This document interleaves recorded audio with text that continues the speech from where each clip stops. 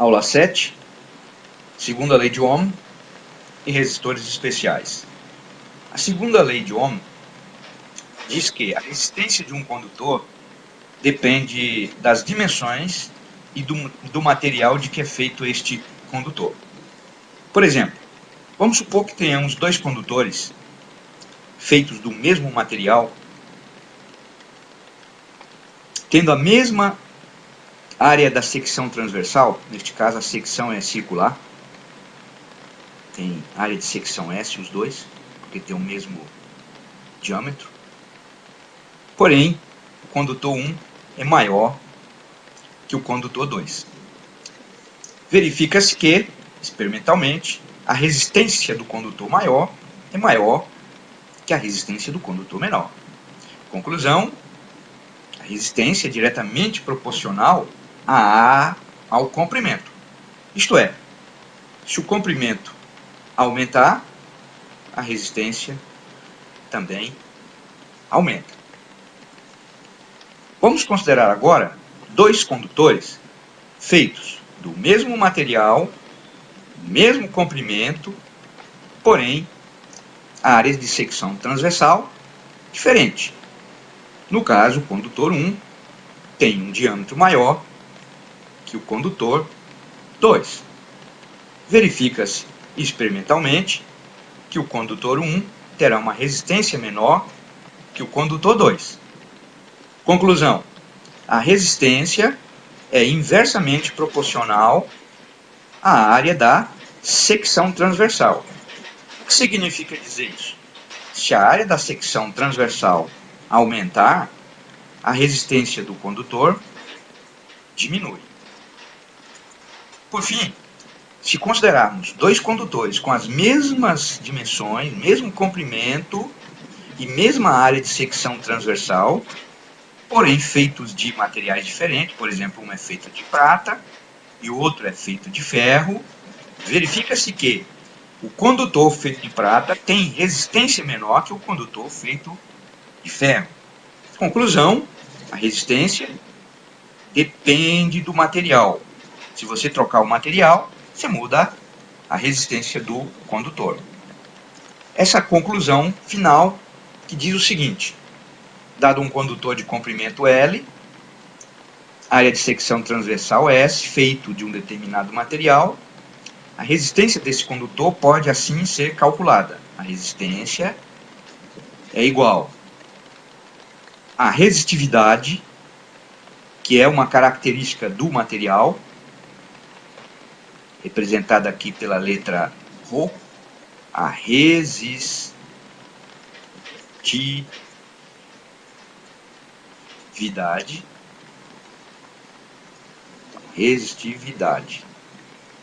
Então, R é igual a resistividade multiplicada pelo comprimento dividido pela área da secção transversal. Comprimento expresso em metros.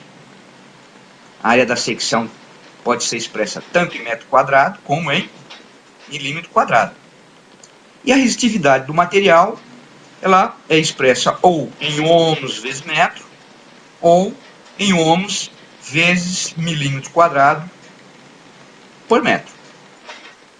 Vamos ver um exemplo. Dado um condutor de alumínio, que tem 300 metros de comprimento e 2 milímetros de diâmetro, quanto vale a sua resistência elétrica? Então aqui temos um condutor de 300 metros de comprimento e área de secção circular com diâmetro de 2 milímetros. Obviamente que nós precisamos ir numa tabela onde tem o valor da resistividade e obter a resistividade do alumínio. Então a resistividade do alumínio, isso é importante, é a 20 graus Celsius, portanto temperatura ambiente, vale em ohms vezes metro, 2,8 vezes 10 elevado a menos 8 ohms vezes metro. Ou em ohms milímetro quadrado por metro, é 2,8 vezes 10 a menos 2. Vejam que esse número aqui é o mesmo, 2,8. O que muda é a potência de 10, porque está relacionando metro quadrado com milímetro quadrado. Aqui temos outros exemplos de resistividade do cobre e da prata. Bem, vamos então resolver. Como o raio é 1 milímetro, podemos calcular a área da secção transversal, que é π multiplicado pelo raio ao quadrado. Considerando π igual a 3,14 vezes 1 milímetro, isso dá 3,14 milímetros quadrados, ou 3,14 vezes 10 a menos 6 metros quadrados. Para saber qual é a relação entre o milímetro quadrado e o metro quadrado é muito simples. É só a gente saber qual é a relação entre o milímetro e o metro. O que é o milímetro? É a milésima parte do metro, não é mesmo? 10 a menos 3 do metro. Se eu elevar ao quadrado, eu vou ter o milímetro quadrado, né? Dos dois lados. 1 milímetro quadrado, eu vou ter aqui 1 milímetro quadrado é igual a milionésima parte do metro quadrado. Portanto, a área do nosso fio, a área da secção transversal, é 3,14 milímetros quadrados, ou 3,14 vezes 10 a menos 6 metros quadrados. Muito bem. Nós podemos ter duas soluções. Primeiro, considerando a resistitividade expressa em ohms vezes metro. Então, vamos lá.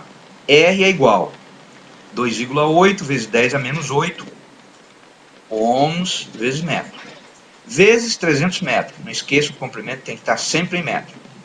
Dividido pela resistitividade, pela área em metros quadrados. 3,4 vezes 10 a menos 6 metros quadrados. Primeiramente, vamos fazer aqui o que a gente chama em física de análise dimensional. Vamos fazer a conta das unidades. O que é m vezes m? Metro vezes metro. É metro quadrado. Então, cancela com esse metro aqui de baixo. Sobrou somente ohms, que está correto, que é a unidade da grandeza que está do lado esquerdo. Então, é só fazer esta conta aqui, ó, tá? Nós vamos pegar 2,8, tá? É bom colocar esse 300 aqui em potência de 10, né? Fica 3 vezes 10 a segunda. E vou fazer 2,8 vezes 3 dividido por 3,14. Então, você precisa ter uma máquina de calcular. Então,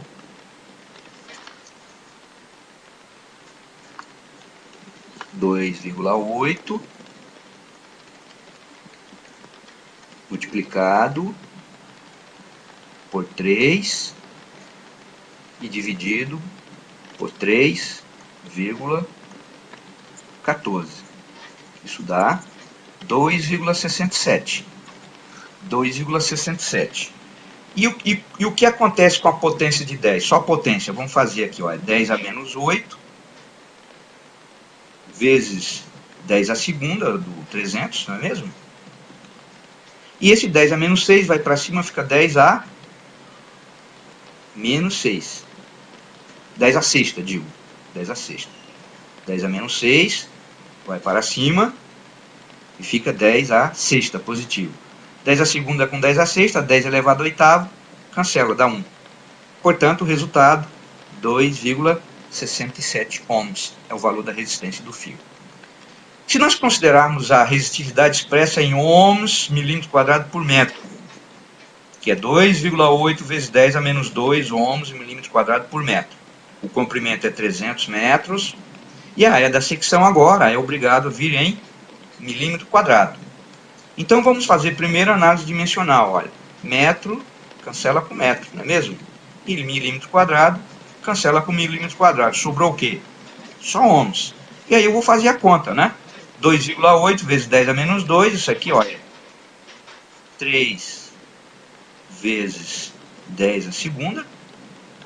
Essa conta aqui nós já fizemos. 3 vezes 2,8 dividido por 3,14, que é 2,67. E, em potência de 10, 10 a menos 2, com 10 a segunda dá 10 elevado a 0, que é 1.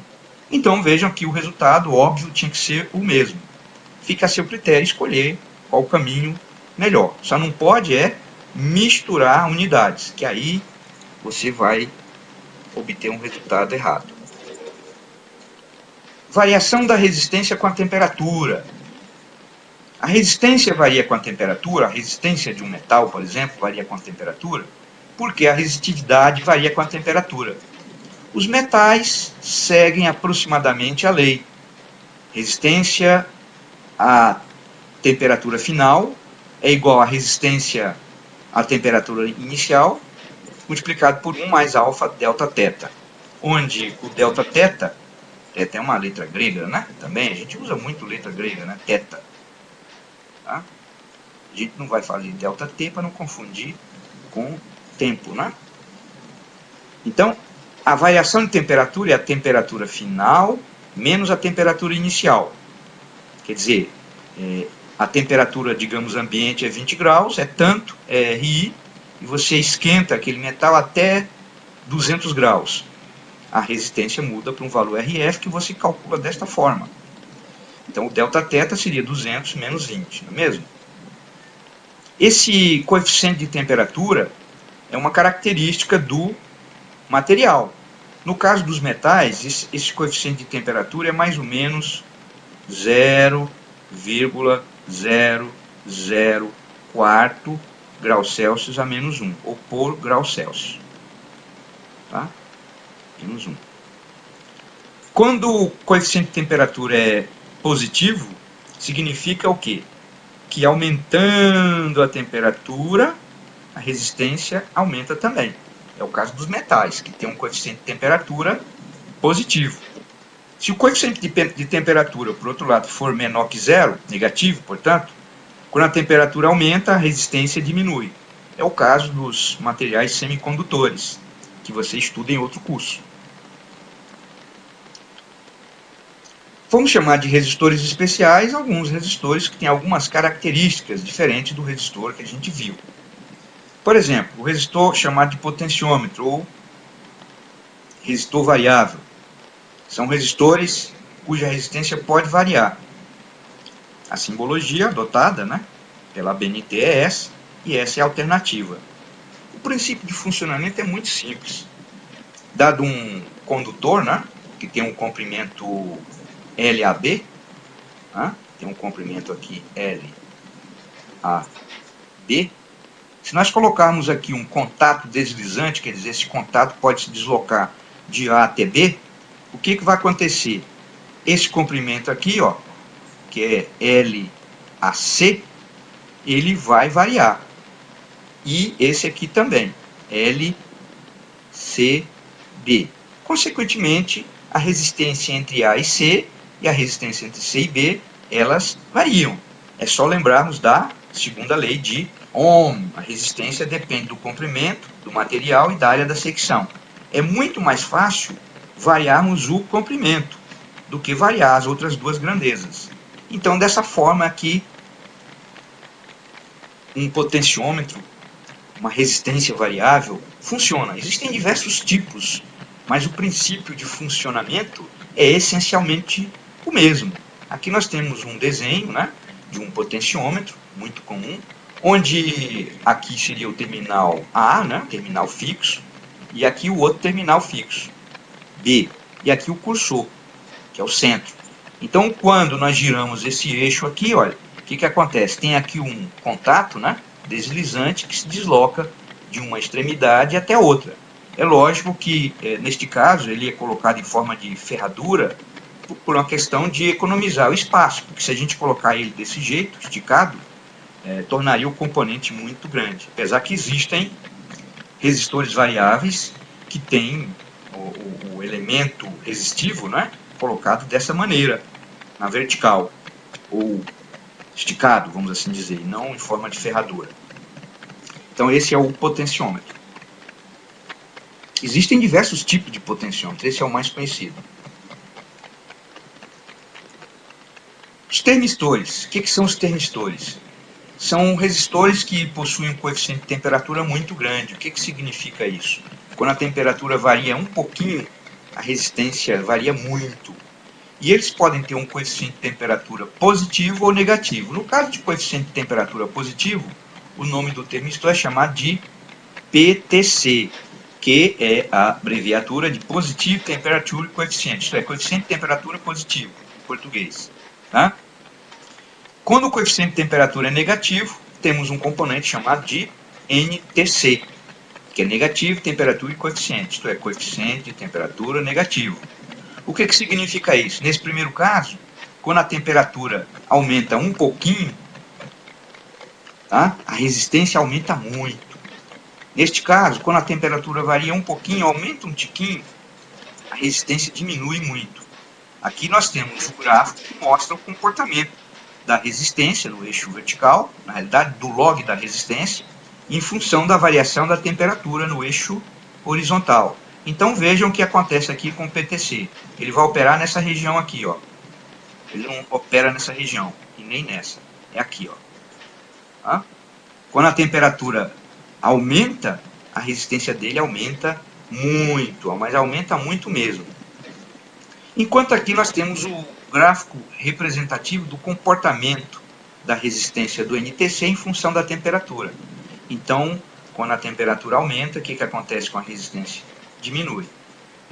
Os NTC são muito mais encontrados na prática do que os PTC. Isso tem aplicação como sensores. Você pode utilizar isso aqui para detectar se a temperatura aumentou muito, se está tendo um incêndio, enfim. O objetivo do nosso curso não é esse, é só apresentar o componente, mas eles são usados muito em automação, né, em sistemas de automação. Isso aqui é o símbolo para o PTC, tá? É o símbolo de uma resistência normal, mais um tracinho e mais T. E aqui é a mesma coisa, só que é menos T para o NTC. Tá? Nós temos também um tipo de resistor onde a resistência varia quando a luz incide numa superfície fotossensora. Esse tipo de resistor é chamado de LDR, que é a abreviatura de Light Dependent Resistor, isto é, resistor dependente da luz. Então, o que acontece? Se ele estiver no escuro, a resistência dele é muito alta, atinge mega ohms de resistência. Enquanto que, quando ele é iluminado, recebe luz, a resistência dele cai drasticamente para algumas centenas de ohms, dezenas de ohms. Este é o símbolo, né, do LDR, de uma resistência variável, e mais a setinha indicando que ele está recebendo energia luminosa. Do lado direito, nós temos aqui o que a gente chama de resposta espectral. O que é isso? É o comportamento dele, a sensibilidade dele em relação aos diferentes tipos de radiação. Por exemplo, a gente sabe que o nosso olho ele responde dentro de uma faixa de radiação que vai do ultravioleta até o infravermelho. Então aqui nós temos diversas cores, né? Temos o vermelho, azul, verde, enfim. Aqui é o vermelho, aqui não é vermelho não, aqui é outra cor. Rosa, parecido com rosa, né? Vermelho está aqui, desculpa, tá? Vermelho está aqui na outra ponta do espectro. Então é fácil de ver que radiação próxima do vermelho, né? Aqui inclusive é comprimento de onda, né? Porque cada radiação tem um comprimento de onda, no caso em nanômetros, tá? Em nanômetros. Então o LDR ele é mais sensível, por exemplo, à luz do sol, que tem muito infravermelho. Ele é muito sensível, portanto, à temperatura, né, a luzes que tem calor, né, no caso, por exemplo, da luz solar.